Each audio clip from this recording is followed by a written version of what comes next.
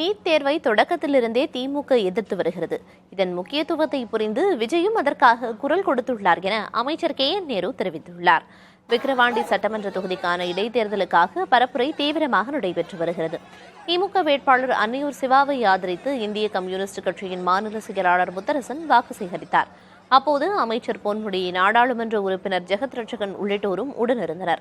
அதேபோல் அமைச்சர் KN நேரு, காங்கிரஸ் மாநில தலைவர் செல்வப்பெருந்தகை உள்ளிட்டோரும் பரப்புரை மேற்கொண்டனர். அப்போது புதிய தலைமுறைக்கு பேட்டியளித்த அமைச்சர் KN நேரு நீட் தேர்வு எதிர்ப்பு தீர்மானத்திற்கு விஜய் வரவேற்பு அளித்தது குறித்து கருத்து தெரிவித்தார்.